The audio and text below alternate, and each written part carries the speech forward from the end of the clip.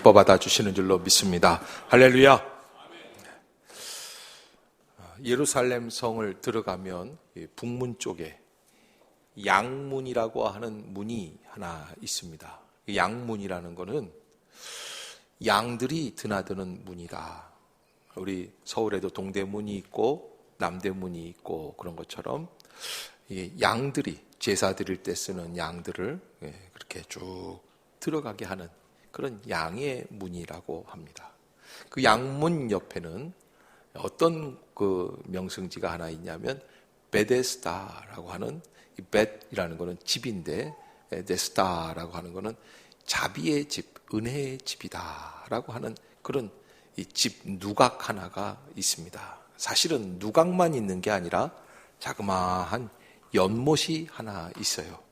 이 히스기야 시대 때 밖에서부터 적군이 쳐들어오면 이 성 안에 물이 마르기 때문에 물을 저장하기 위해서 이렇게 땅을 깊이 파가지고, 그래서 이렇게 큰 우물 같은 그런 물 호수를 만들어 놨습니다. 여러분, 이 호수라고 해서 큰 풀장이 아니더라고요. 제가 이제 사진을 이렇게 보니까 그저 한 너비가 한 7, 8m 될까? 그런 큰 목욕탕 같은 그런 호수입니다.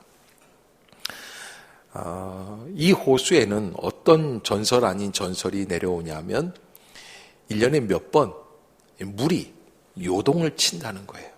여러분, 이 바닷가 가운데도 보면 용오름이라고 하는 현상들이 있지 않습니까? 바람이, 이 소용돌이 바람이 막 불면은, 그러면 이제 바닷물이 이렇게 쭉 빨려서 올라간단 말입니다.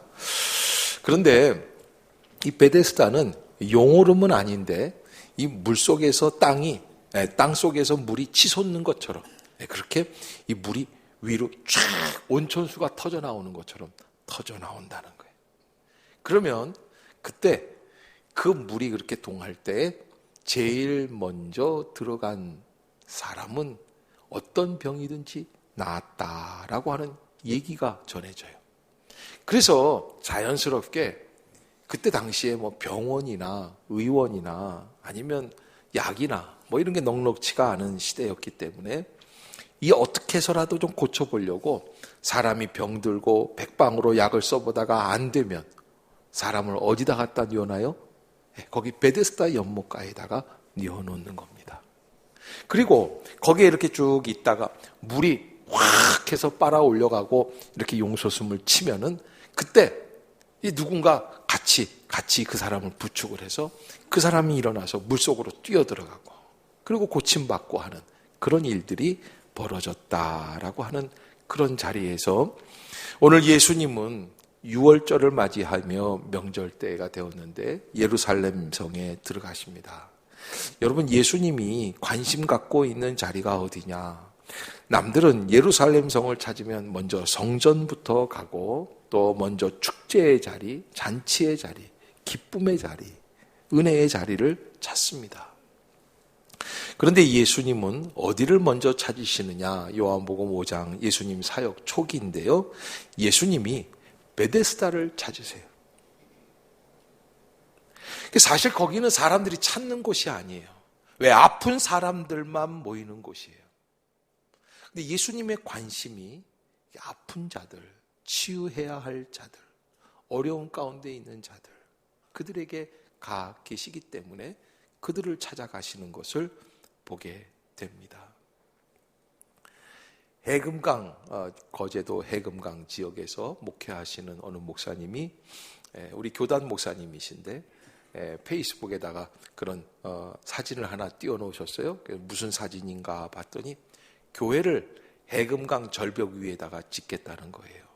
그래서 야, 이게 무슨 자연 파손하는 거 아닌가 그랬더니 그런 아주 큰 교회가 아니라 자그마한 1인 기도실 같은 그런 교회를 이렇게 자그맣게 미니 교회죠. 그렇게 해서 십자가를 세우고 뾰족탑을 세우고 그렇게 해서 한 사람이 딱 들어가면은 기도할 수 있는 그런 교회 아닌 교회가 세워졌어요. 그래서 왜 그런 데다가 그렇게 그 교회, 그 미니 교회를 갖다가 놨느냐 했더니 그분이 뭐라 그러냐면 해금강 자연이 너무 아름답다는 거예요. 너무 아름답죠. 그런데 아름다운 것만 있는 게 아니라 사실은 많은 사람들이 와서 매년 관광객들이 수없이 와서 그 자연을 관광을 하는데 보고는 그냥 가는 게 아니라 그들 중에 젊은 사람들은 이렇게 아름다운 자연 경광을 보다가 여러분 정신을 차리면 나는 어디로 가야 돼요?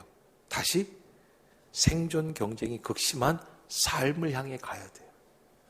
그런데 가다가 이런 생각이 드는 거예요. 이거 왜 살아?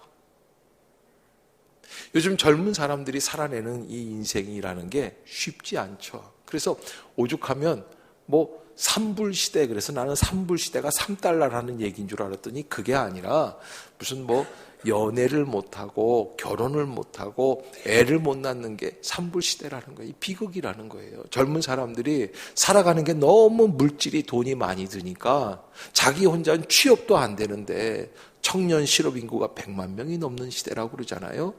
그런데 이 청년들이 어떻게 결혼을 해가지고 애를 낳고 연애를 하고 뭐 이렇게 하겠느냐 말이죠. 그래서 삼불시대라고 얘기를 하는데 저도 이렇게 목회를 하면서 성도들을 바라보면 애를 낳는 것부터가 벌써 차별적이더라고요.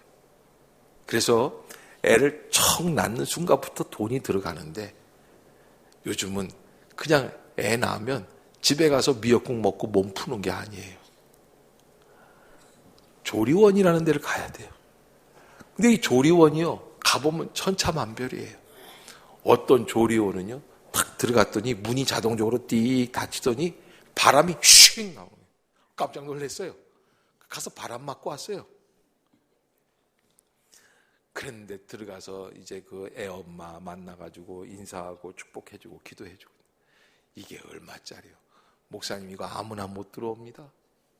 그러면서 뭐 얘기를 하는데 이게 조리원도 천차만별인 게 300만 원짜리서부터 시작해서 1000만 원도 넘는 게 있다는 거예요. 안 놀라는 게 참 놀랍네요. 네, 다 안다는 그런 표정이에요. 네. 그러니 여러분 애 낳으면 가만히 있을 수 없고 조리원 가야죠. 조리원 가면 돈을 또 애 낳는 것 자체가 부담인데 그리고선 조금 키우다 보면 유치원 가야 되는데 유치원도 그냥 같은 유치원이 아니에요. 예, 별의별 유치원들이 다 있어요. 초등학교에서 함께 운영하는 병설 유치원이 있는데 이 병설 유치원은 학급 정원이 20명, 30명 되면은 그 정원 중에 남는 그런 빈 아이들만 뽑는데 말이죠. 거기에 보면은 한 5명 뽑는데 뭐 몇백 명이 몰려온다는 거예요. 저렴하니까. 그런데 이 병설 유치원만 있는 게 아니라 고급스러운 유치원이 어디까지 있냐면 우리 교회 청년들 중에는 그 유치원 교사하는 사람이 있어서 내가 물어봤더니 예, 너희 유치원은 그 영어로 가르친다며. 그래서 네. 그거 얼마나 하냐? 그게 거기는 한 달에 그러니까는 뭐 100몇십만 원. 난 어떻게 들었냐면 아 그래 병설보다 싸구나. 1년에 100몇십만 원이면 괜찮은 거지. 그랬더니 걔가 펄쩍 뛰더라고요. 목사님 1년에 100몇십만 원이면 어떻게 그걸 운영을 하겠어요? 한 달에 100몇십만 140만 원 돈 든더라요. 내가 그걸 듣고 깜짝 놀랐어요. 이게 무슨 대학 위에 무슨 또 하나의 새로운 게 생겼냐. 대학 등록금보다 더 비싸요. 아니 한 달에 걔 하나 보내는데 140만 원, 150만 원 들면은 1년에 그게 얼마입니까? 1,800 드는 겁니까? 예? 의대 등록금보다 더 비쌀 거예요. 그러니까 여러분 젊은 사람들의 애를 낳기 싫어하고 애를 낳아도요 너무 키우기가 힘들고 같은 아파트 라인에 사는데 어떤 애는요 탁 와가지고서는 유치원 차에서 와가지고서는 선생님이 헬로 그러고서는 굿모닝 그러고서는 탁 데리고 가는가 반면에 어떤 사람은 그냥 펑펑하지만 선생님 내려가지고서 일로 타 그러고서 데리고 가. 이게 벌써 완전 수준 차이가 나는 거예요. 엄마가 그냥 거기에서 기 팍 죽죠. 그러니까는 애를 낳기도 싫고 아예 그나마 결혼도 하기 싫고. 제가요 그 거제도 해금강 목사님 그 얘기를 들으면서 어떤 생각을 했냐면 사는 거가 사실은 우리 30년 전 40년 전에 살 때 여러분 그때 뭐 있겠습니까? 예. 그저 기저귀도 없어가지고 수건으로 덜렁덜렁 메고 다니고 뭐 그랬던 때 아닙니까? 그런데 그래도 그때도 옹기종기 살았어요. 근데 요즘 젊은 사람들이 삶을 포기하는 거는 삶을 살아내는 것도 어렵기는 하지만 왜 살아야 하는지에 대한 이유를 못 찾는 게 거라. 왜 살아야 되냐? 아니 이렇게 고생하면서 이렇게 차별 대우 받으면서 저 집은 돈이 많아서 100몇십만 원짜리 유치원 보내고 우리는 애 병설 유치원 못 보내가지고서 그냥 안달박달하고 아침마다 고생하는데 이렇게 하면서 왜 살아야 되느냐? 여러분 왜 살아야 되느냐라고 하는 질문이 나오기 시작하면은 그 마음을 위로할 길이 없어요, 사실은. 계속 불만이 나오고 불평이 나오고 답답하고 좌절되고 낙심하고 절망하게 되어 있습니다. 그러나 여러분, 우리가 하나님의 은혜 가운데 우리 믿음의 사람들은 이 새해를 시작하면서 좀 다른 방법, 다른 생각을 가지고 접근해야 되지 않겠느냐. 저는 오늘 요한복음 5장을 보면서 또 은혜 받은 게 그래 과연 그렇다. 예수님은 잘나고 멋지게 살아가는 사람들 옆에 가셔서 그 사람들이 주는 떡이나 받아 드시고 그러는 게 아니라 예수님의 관심이 어디에 있으셨어요? 베데스다에 있으셨어요. 좌절된 사람들, 포기한 사람들, 질병 중에 고통하고 신음하는 사람들, 그들을 찾아가 주시는 거예요. 그러게 여러분, 우리의 인생이 왜 살아야 되는지 그 정답을 다 알 수는 없습니다. 그러나 어렵고 힘든 자리에는 누가 찾아오십니까?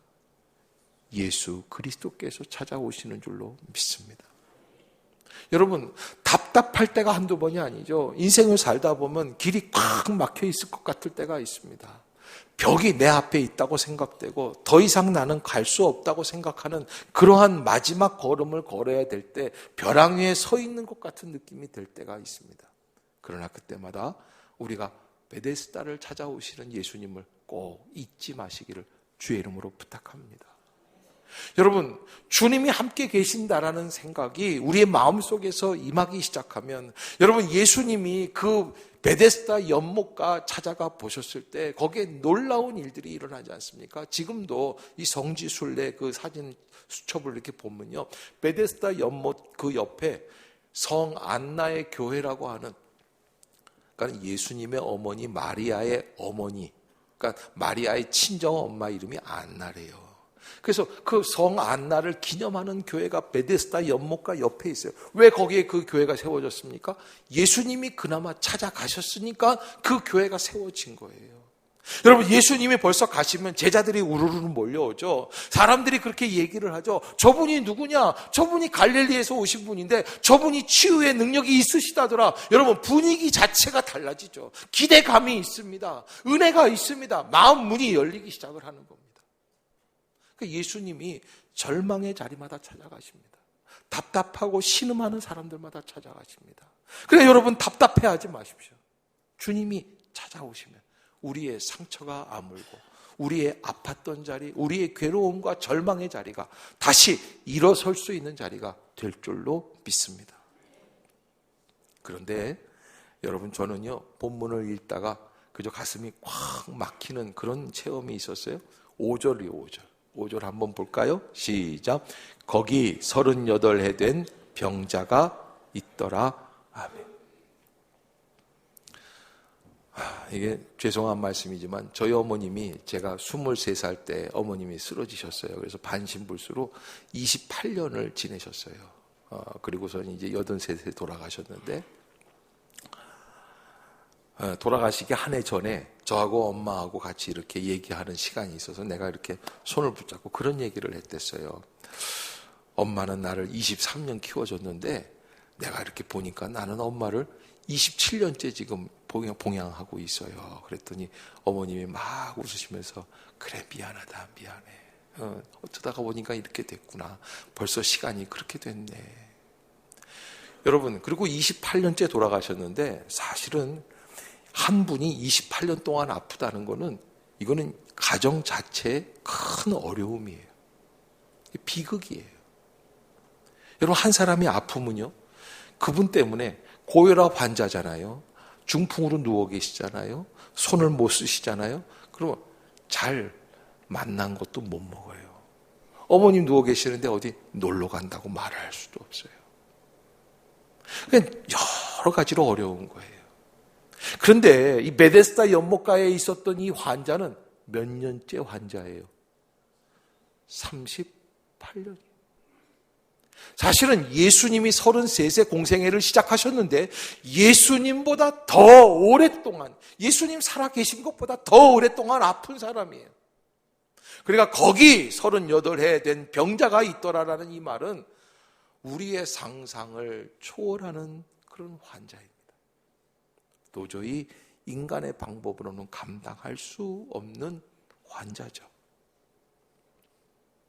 그런데요, 예수님께서 오늘 6절에 보면 뭐라고 기록이 되어 있냐면 예수께서 그 누운 것을 보시고, 여러분 예수님이 베데스다만 찾아오시는 게 아니라 그 가운데에서 38해 동안 그 자리에 묵은 환자, 가장 오래된 환자, 이 사람은 모든 사람들에게서 소망을 빼앗긴 채 살아가는 환자, 그 사람을 바라보십니다. 여러분 요양원 같은데 봉사활동 가보셨어요? 병원 같은데 봉사활동 가보셨어요? 저는요 부산에 있을 때 부산에 있는 육군통합병원이 있는데 육군통합병원이 이제 그 수영로 쪽에 있어요. 근데 거기 가면은 이제 그 꼭대기층에 뭐가 있냐면 정신과가 있어요. 근데 여러분 참 희한합니다. 겉으로 보기엔 멀쩡한데요, 걔가 그러는 거예요. 목사님 나 미쳤대요. 자기 미쳤다는 거예요. 자기 미친 것 같지 않은데 미쳤대요. 그런데 겉으로 보기엔 멀쩡해요. 그런데 이렇게 얘기하고 이렇게 해서 보잖아요. 그러면 진짜 좀 심각해요. 엉뚱한 얘기해요. 괜히 웃고요. 괜히 딴짓하고요. 말하다가 슬쩍 일어나서 걸어가고요.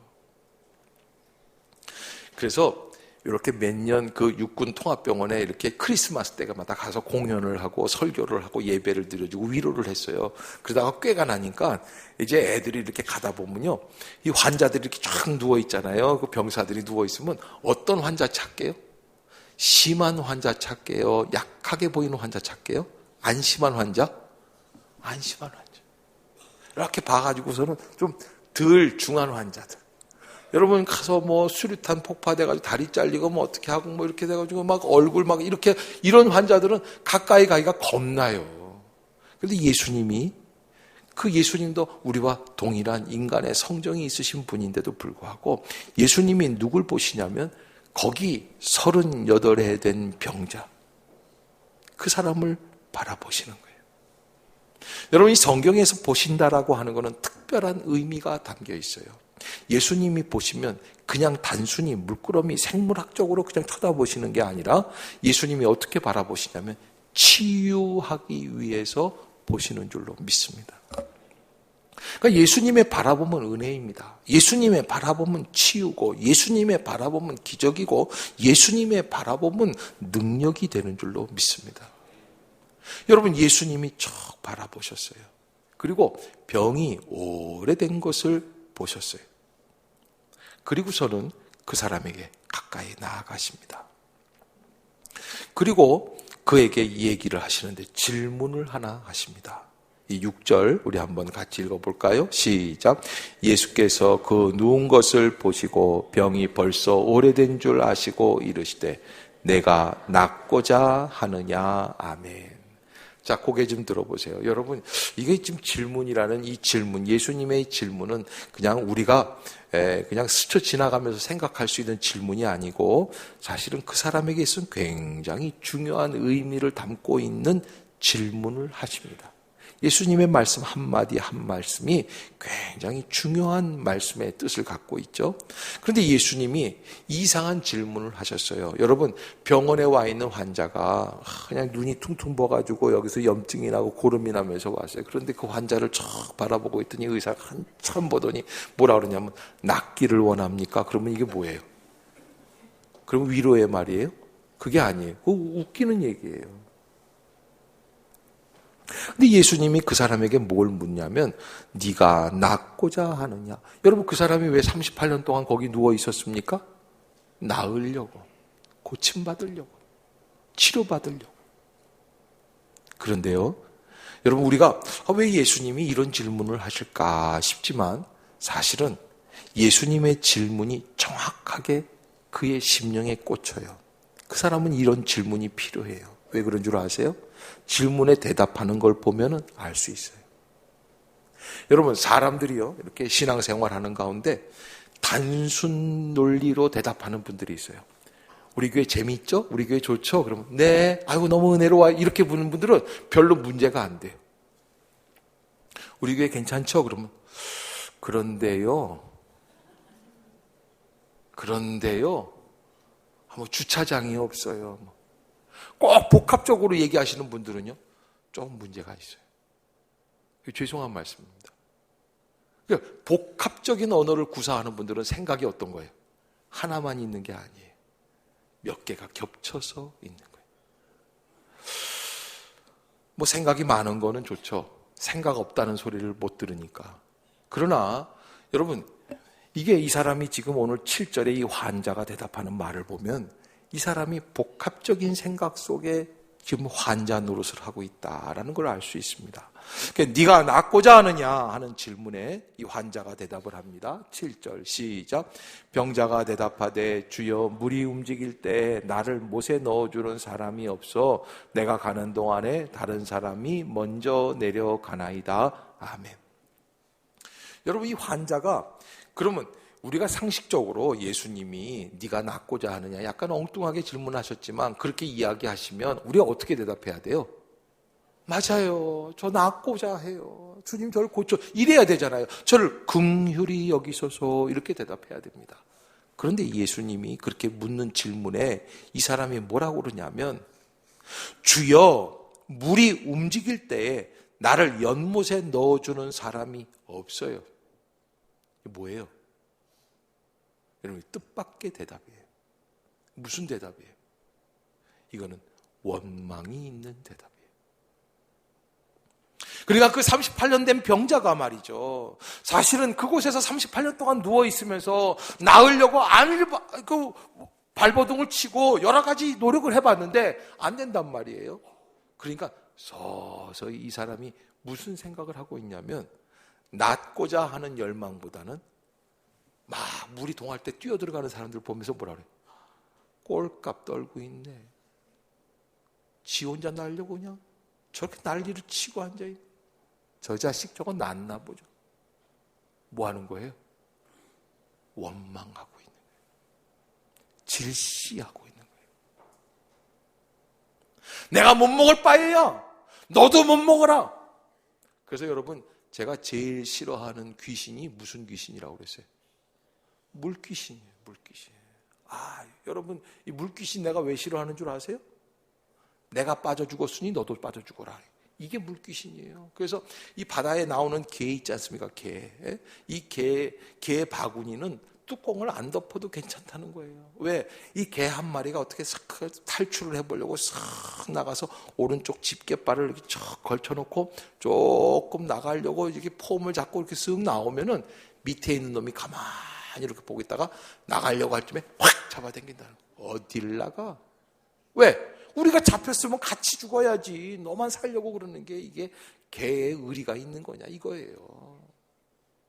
여러분, 이게 인생에 있어서 제일 안 좋은 원망이에요.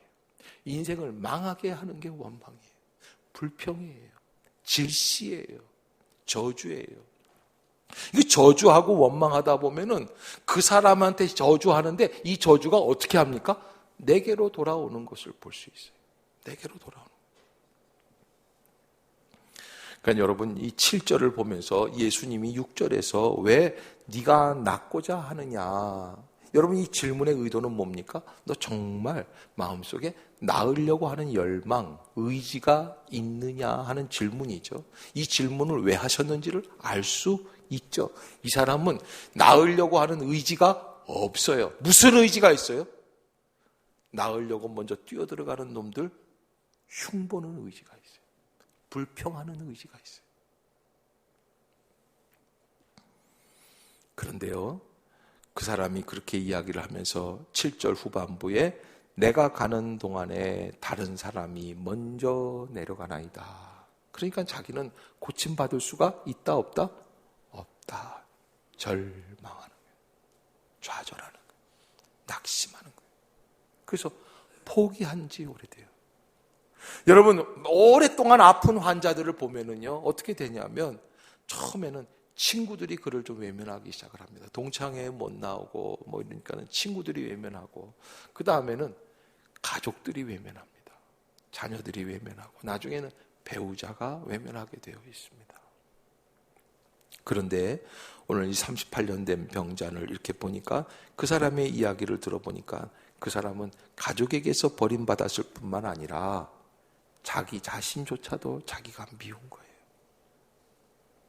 질시하는 거예요. 포기하는 거예요. 다른 사람이 먼저 내려가기 때문에 나는 이제 끝났어요. 나는 포기해야지 돼요. 나는 더 살아갈 수 있는 소망이 없습니다. 근데요, 그때입니다. 제가 여러분 수요일날 성경 강의하면서 다니엘서 1장을 하면서 무슨 말씀을 했냐면 인간의 끝은 하나님의 시작이다 라는 말씀을 드렸어요. 한번 따라해 볼까요? 인간의 끝은 하나님의 시작입니다. 인간의 끝은 하나님의 시작입니다. 여러분, 이 환자가 뭐라고 그러냐면 나를 못에 넣어주는 사람이 없어서 내가 가는 동안에 다른 사람이 먼저 내려가고 나는 포기하고 나는 절망할 수밖에 없는 그런 존재인데, 그때 예수님이 그 이야기를 딱 받으시면서 그를 쭉 쳐다보십니다. 그런데요, 그 이야기를 하는 환자의 눈에 누구 얼굴이 들어왔을까요? 예수님의 얼굴이 쭉 들어와요. 그리고 예수님과 그 환자 간에 뭐가 마주쳤어요? 눈이 마주쳤어요. 그걸 아이 컨택이라고 그러죠. 그때요, 이 환자가 예수님을 정말로 바라보게 돼요. 여러분, 히브리서 12장에 뭐라고 되어 있냐면 믿음의 주여 온전케 하시는 이인 예수를 바라봐라, 그런 말씀이 있어요. 여러분, 왜 히브리서에 왜 예수를 바라보라고 그랬을까요? 왜 바라보라고 그랬을까요? 여러분, 따라해 봅시다. 예수님 바라보면 수지 맞습니다. 할렐루야. 여러분, 예수님 바라보면 놀라운 일이 벌어집니다. 그 인도의 성자 누굽니까? 노벨 평화상 받은 그 수녀님 테레사, 마더 테레사 있지 않습니까? 이분 사실은 약간 의리파예요. 의리파. 제가 뭐라 그랬어요? 의리파들은 어떤 사람이에요? 폭력을 쓰는 사람들. 여기 바르게 살자, 의리를 위해서, 이런 분들이 있잖아요. 이게 마더 테레사도 젊었을 때, 열 몇 살 때 예수님 다시 만났거든요. 수녀원에서. 근데 그동안에 의협심이 강해가지고 무슨 일만 있으면 막 부딪히는 거예요. 그냥 들이밀고 그러겠죠. 그런데 복도를 지나가다가 그림 하나가 걸려 있었어요. 그림 하나가. 그날따라 이상하게. 그림이 하나 걸려져 있었는데 평소엔 잘 못 봤는데 그날 그 그림에 이 사람이 딱 멈춰섰어요. 근데 거기에 뭐라고 되어 있니? 예수님이 십자가에 딱 못 박혀 있는데 이렇게 기록이 되어 있는 거예요. 나는 너를 위하여 내 몸을 버려주었건만 너는 날 위해 무엇을 주겠느냐. 그런데 이 젊은 처녀 아가씨 이 마음을 그 그림 글귀가 사로잡았어요. 가지를 못하겠는 거예요. 내가 수녀원에 들어왔는데 주님께 나를 바친다고 그랬는데 내가 지금까지 살아왔던 걸 보니까 내가 바치는 게 아니라 깡패짓 하고 다녀. 근데 그 그림이 자기를 사로잡아가지고 예수님의 십자가의 그 현장 앞에 내가 서 있는 것 같이 느끼는 거예요. 꼼짝을 못했어요. 하루 종일 앉아서 마더 테레사가 묵상을 했어요. 그리고 일어나서 그렇게 얘기했어요. 주님, 내 모든 걸 다 드리겠나이다. 그리고 그 거지들, 노숙자들을 위한 그 거린 전도를 하기 위해서 그렇게 해서 그 빈민들 속으로 들어가게 되었다고 그러는 거예요. 여러분, 예수님의 눈과 내 눈이 마주치면 인생의 방향이 바뀌어져요. 나의 문제가 해결이 돼요. 그래서 찬양 가운데 그런 게 있죠. 세상과 나는 간 곳이 없고 구속하신 무엇만? 주님만 계십니다. 주님만 바라보겠다는 거예요. 여러분, 예수님과 눈을 마주치니까 그의 인생이 완전히 달라져서 지금 자기 걸로 잊어먹었어요. 왜? 예수님이 뭐라고 말씀을 하시냐면 8절에 일어나 내 자리를 들고 걸어가라 말씀을 하세요. 일어나 내 자리를 들고 걸어가라. 여러분, 이 사람이 어떤 사람입니까? 38년 된 병자입니다. 여러분, 38년 된 병자, 예수님 나이보다 더 오래 아팠던 사람이에요. 근데 이 사람한테 일어나 내 자리를 들고 걸어가라, 있을 수 없는 이야기입니다. 그런데요, 이 선포의 메시지에 이 사람이 사로잡힙니다. 그리고 자기를 잊어버립니다. 왜요? 여러분, 제정신 가지고 있으면 이 말씀을 할 때 뭐라고 그러겠어요? 피식, 예수님 정신 차리세요. 아니, 무슨 연고나 발라주든지 고약을 붙여주든지 아니면 뭐 먹을 거라도 좀 주고 그리고 몇 년 동안 기도를 해주면, 그러면 몰라요. 아니면 물이 동할 때 나를 이끌어서 갖다 내려줘 주면 모르겠어요. 지금 말 한마디에 내가 고쳐질 수 있습니까? 지금 말 한마디에 내가 고쳐질 수 있습니까? 그런데요, 고쳐졌어요? 안 고쳐졌어요? 왜요? 예수님 눈을 바라보면 그렇게 돼요. 예수님과 내가 마음 문이 열리고 얼굴과 얼굴을 부딪히는 역사.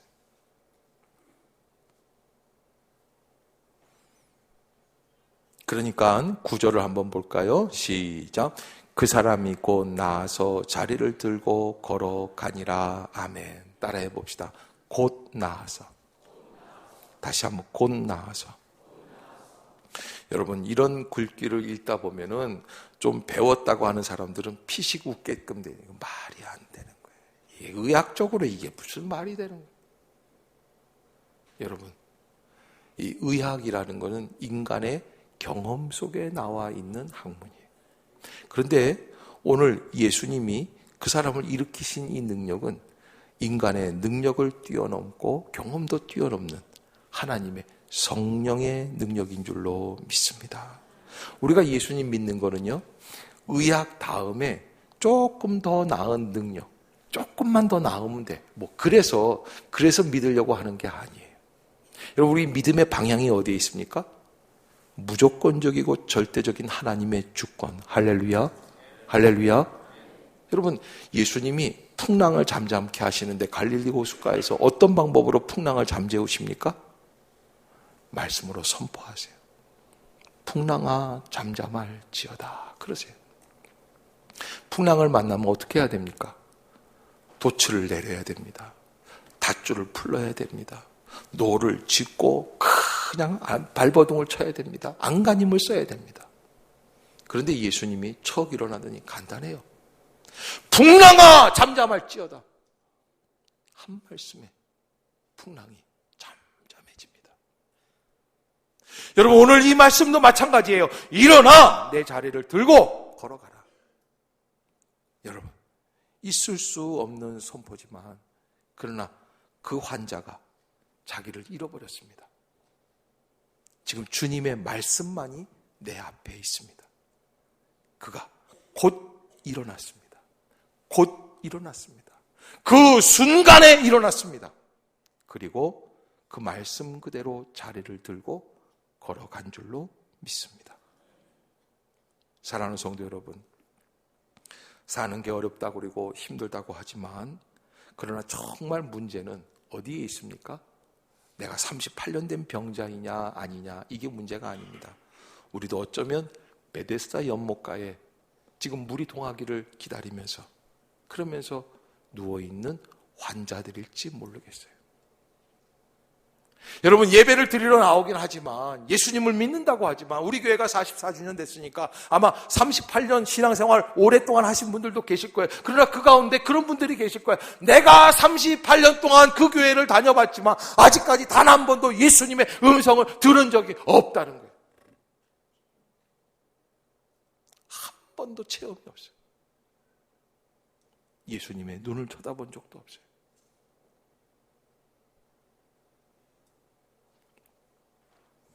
그러나 여러분, 우리가 오늘 이 아침에 2016년도 아직 1월달 아닙니까? 그런데 이 첫 출발을 시작하면서 나는 어떤 결단을 가지고 시작을 해야 될까 하는 것을 한번 생각해 볼 수 있었으면 좋겠어요. 나는 어떤 결단 안 해? 나는 어떤 하나님을 믿고 있느냐? 예전에 어느 작가가 이런 글을 썼어요. 주교가 죽은 이유는 주임 성당의 성당 신부님이에요. 그런데 이분이 하루는 오래간만에 아침에 일찍 일어났어요. 그냥 뭐 정치하느라고 무슨 사람들 만나라고 외교 활동하느라 바쁘고 막 그런데 오래간만에 한가한 아침인데 새벽에 일어나. 눈을 떠보니까 새벽이야. 근데 아침 새벽 미사가 땡그렁 종이. 아하, 내가 오늘 한번 오래간만에 기도 한번 하러 가야지. 그리고 옷을 갖춰 입고 이제 막 신부관에서 나와가지고서 가서 맨 앞자리에 앉아서 내가 여기 앉아있지 말고 저 강대상에 올라가서 좀 기도해야겠구나. 강대상에 올라가서 자기가 생각해도 뿌듯해. 이게 몇 년 만인지 몰라요. 신부한다고 너무 바빠가지고서 기도도 못했는데 그래서 정성껏 손을 모아서 주여 그렇게 그랬더니 주님이 또 감동이 되셨어요. 이야, 저 녀석이 진짜 오랜만에 기도하는구나. 그래서 대답을 해주셨어요. 좀 참으셨어야 되는데 왜? 그러고 덜커덕 살아있는 주님의 음성을 들으니까 심장마비로 죽었대요. 주교가 왜 죽은 이유인지 그 이유에 그 책에 그 소설에 나와 있는 얘기예요. 이게 무슨 얘기냐면 교회는 크지만 사람은 있지만 종교인은 있지만 하나님을 진짜 음성을 듣고 따라갈 수 있는 진짜 생명력 있는 신앙인들은 죽었다는 거예요. 정말 하나님이 응답을 해주시면 심장마비 걸릴 그런 판이란 말이에요. 여러분, 우리가 예배 드리는데 무슨 예배를 드립니까? 어떤 자리에 나와 있습니까? 우리가 예배 드리는 목적이 무엇입니까? 습관입니까? 여러분들이 주님 앞에 나올 때마다 은혜 받을 것을 기대하고 나오십니까? 어제도 오늘도 변함없을 거야. 왜? 지난 43년 동안 44년 동안 그렇게 해왔으니까. 습관처럼 믿고 계십니까?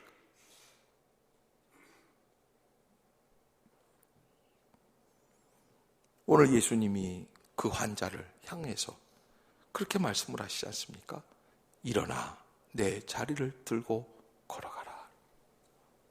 여러분, 이 말씀이 내게 주시는 말씀이라 하는 그런 마음이 있으시면 아멘 하시고 그 말씀대로 일어날 수 있기를 주의 이름으로 축복합니다. 여러분, 누워있지 마세요. 환자라고 생각하지 마세요.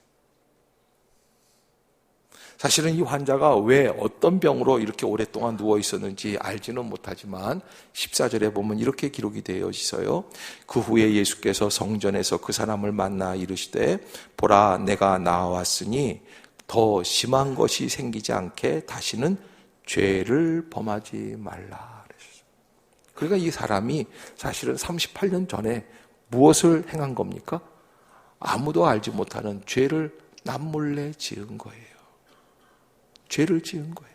그 죄로 인해서 병이 온 거예요.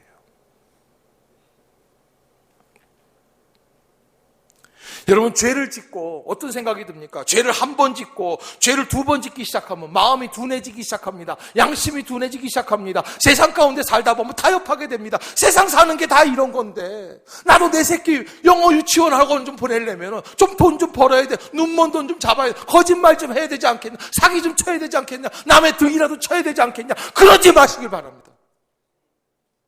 타협하지 마세요. 죄의 자리에 가지 마세요.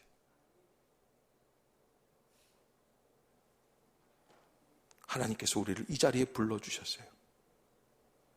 더 심한 것이 생기지 않도록 하나님 앞에서 일어나 그 질병의 자리를 들고 걸어갈 수 있는 믿음의 결단이 있기를 주의 이름으로 축복합니다. 믿음은 결단입니다. 주님을 바라보십시오. 그리고 다시 한번 확신하십시오. 나는 누워있을 사람이 아니다. 나는 아픈 사람이 아니다. 나는 일어나 걸어가야 할 사람이라는 것 잊지 마시고 올 한 해도 믿음으로 승리하는 우리 모두가 될 수 있기를 주의 이름으로 축복합니다. 기도하겠습니다.